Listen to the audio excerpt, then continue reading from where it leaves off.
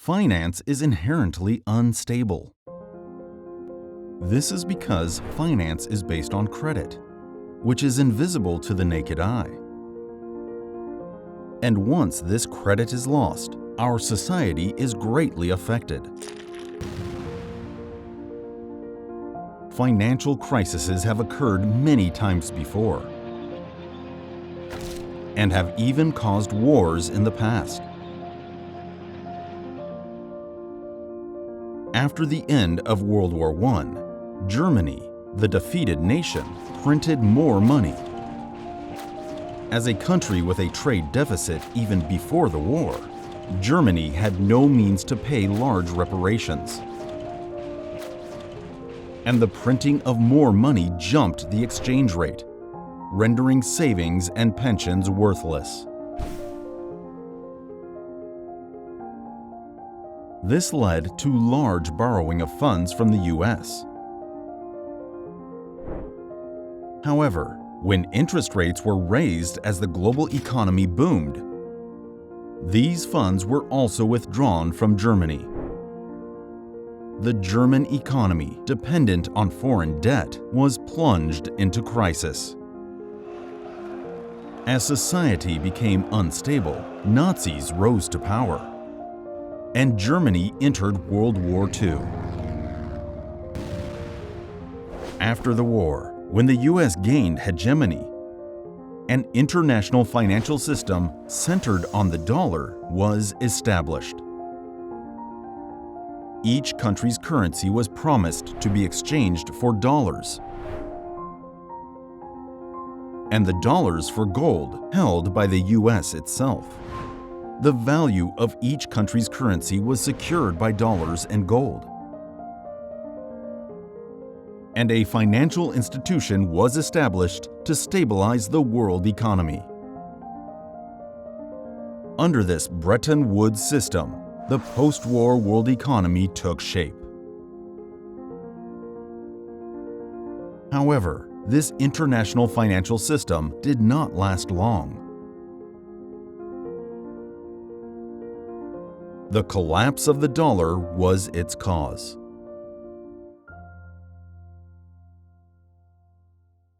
As the war ended and the economy began to recover, exports from Europe and Japan to the US increased dramatically.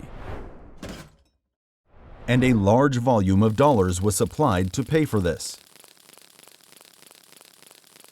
However, the value of the dollar, which has no limit on its issuance, began to decline. And the exchange of dollars for gold proceeded rapidly. As a result, the US government, which continued to lose its gold holdings, suddenly announced in 1971 that it would stop exchanging dollars for gold. This caused the dollar to lose its gold backing. Its value collapsed, and the era of fixed exchange rates centered on the dollar came to an end. The dollars that have nowhere else to go will flow to developing countries, creating a new crisis. The new crisis was the massive increase in debt in developing countries.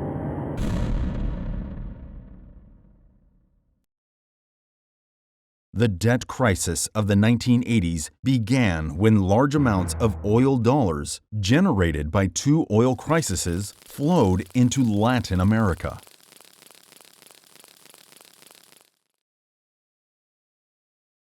While this money helped industrialize industry and develop infrastructure, the excess dollars held by Latin American countries turned into debt that was difficult to repay, a risk that eventually became apparent.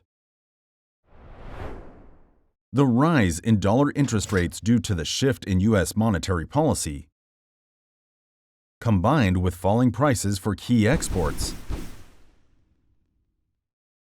led to higher repayment costs and a worsening balance of trade that hit Latin American countries, making debt repayment difficult almost immediately. In many places, debt defaults were frequent, and people's lives were severely affected.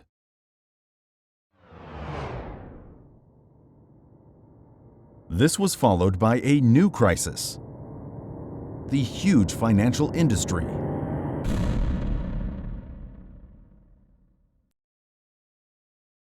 In the early 1990s, Southeast Asia's export-driven economic growth continued, and large amounts of foreign capital flowed into the region.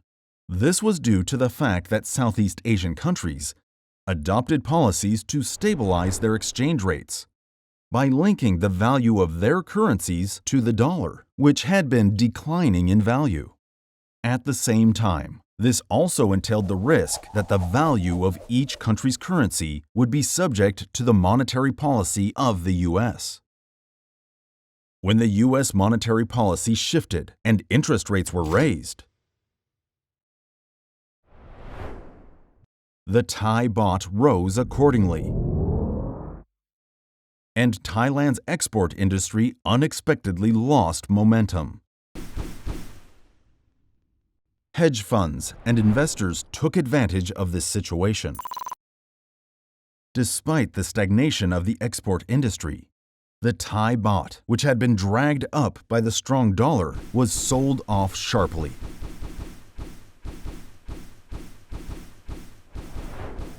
This currency selling spread from Thailand to neighboring countries, causing their currencies to plunge.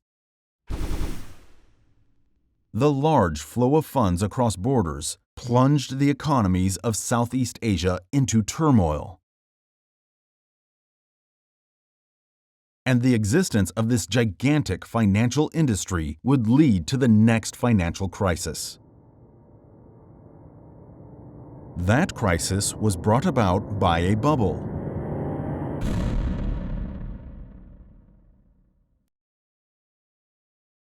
In the 2000s, the dollar supplied to the entire world once again flowed back to the U.S. As dollars flowed into the housing market, money flocked to the low-income mortgage market.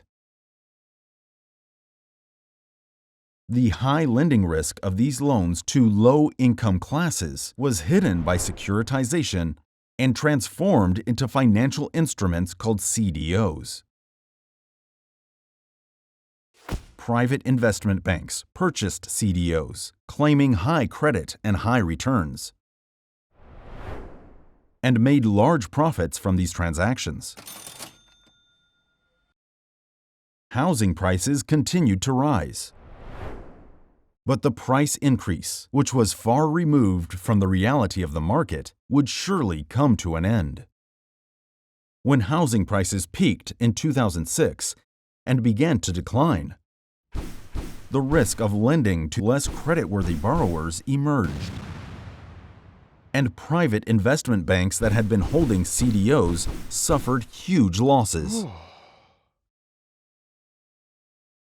Since this impact spread from the U.S. financial sector to the entire world, the U.S. government had to bail out the private investment banks by injecting public funds on the largest scale in history. The private investment banks, which had been reaping huge profits until then, came under heavy criticism. Finally, the country's budget deficit also cannot be ignored.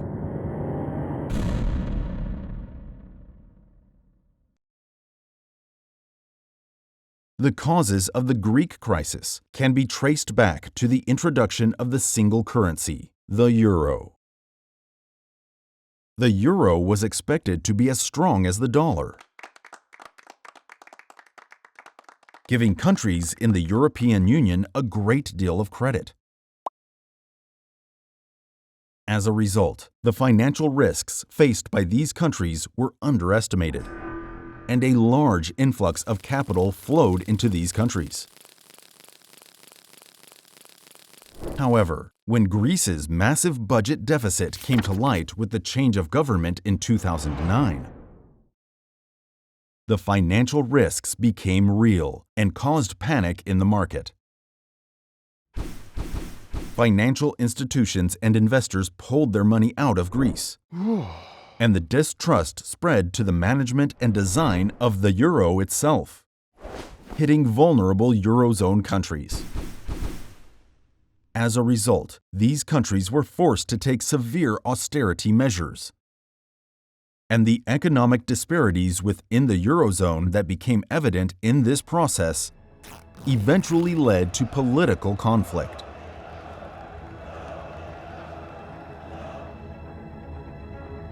Thus, financial crises have been repeated many times in different forms. The next financial crisis may be just around the corner. Thank you very much.